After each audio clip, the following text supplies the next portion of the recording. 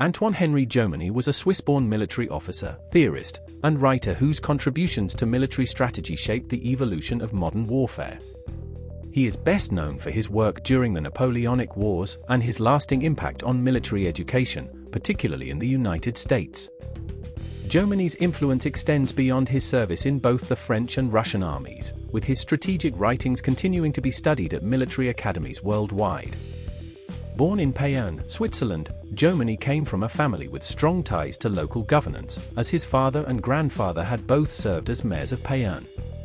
Despite a keen interest in the military from a young age, his parents directed him toward a career in business. Jomini entered a business school in Arau at 14 and worked in banking in Basel and Paris.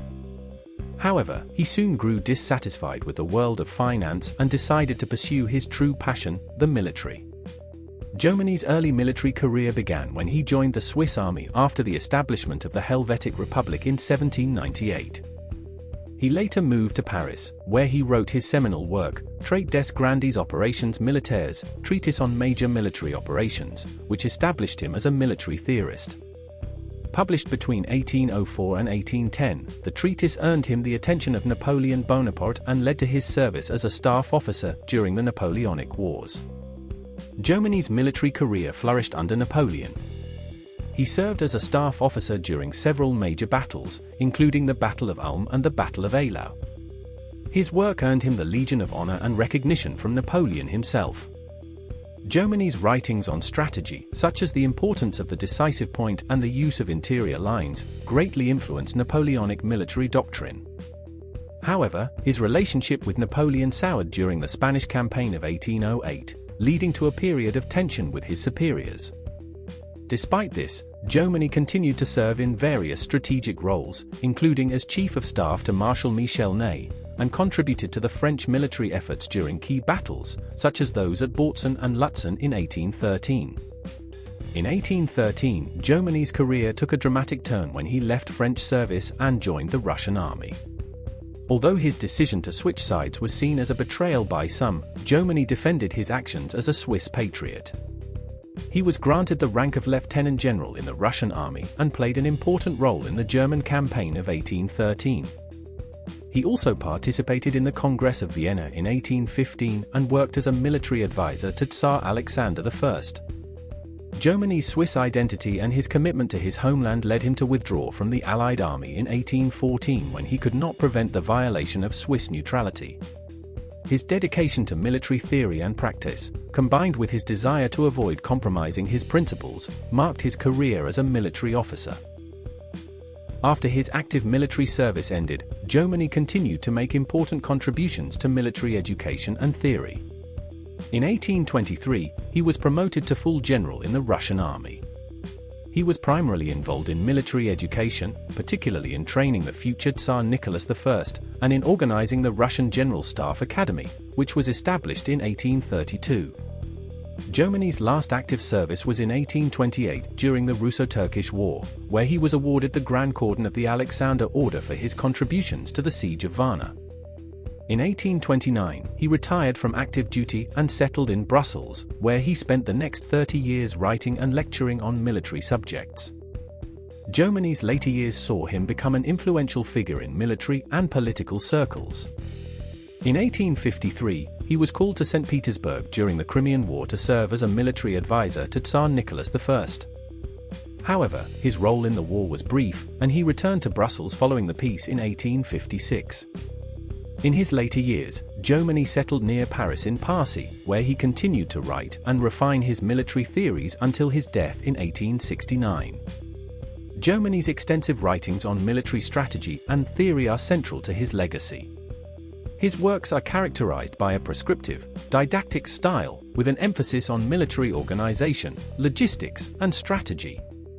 Jomini was known for his use of geometric terms in describing military operations, such as bases, strategic lines, and key points.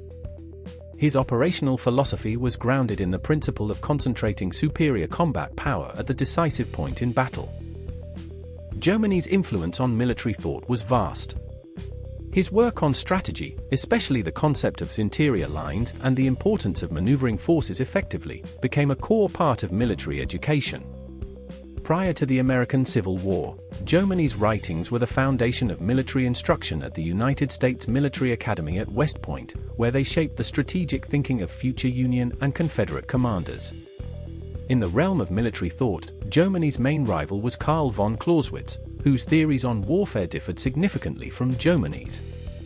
While Jomini favored a more methodical, scientific approach to strategy, Clausewitz emphasized the complexity and unpredictability of war. Despite their differences, Jomini's works were more widely adopted during his lifetime, and his influence persisted well into the 20th century. Notably, his writings were used extensively during the American Civil War, though some historians argue that American commanders, such as Ulysses S. Grant and William T. Sherman, had to move beyond Jomini's strict geometric principles due to the unique geographical and tactical challenges they faced in the conflict. Jomini's writings also made contributions to the study of logistics, a term he may have coined in his Summary of the Art of War, 1838, and which has since become a critical field in modern military operations. Jomini remained a prolific writer until the end of his life. His later works include analyses of the Franco-Austrian War, the Austro-Prussian War, and the evolving role of technology in warfare, particularly the influence of the breech-loading rifle. His final contributions to military thought were aimed at understanding the changing nature of war in the mid-19th century. Despite his rivalry with Clausewitz, Jomini's systematic approach to strategy and tactics has left a lasting imprint on military doctrine. His works continue to be studied in military academies, and his principles of military strategy, organization, and logistics remain foundational to the understanding of warfare. Our Anthropology would like to thank Antoine-Henri Jomini for his deep commitment to the study and practice of military strategy. His influence on the Napoleonic Wars, his service in both the French and Russian armies, and his prolific writings have shaped military thinking for over 2 centuries. From his early contributions to military theory to his later efforts to train military leaders and develop a scientific approach to warfare, Jomini's legacy endures in the study and practice of military strategy today.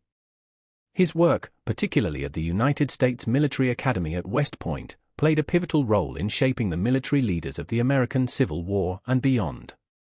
We'd like to thank you for supporting, and we'll be back on Tuesday with another biopic.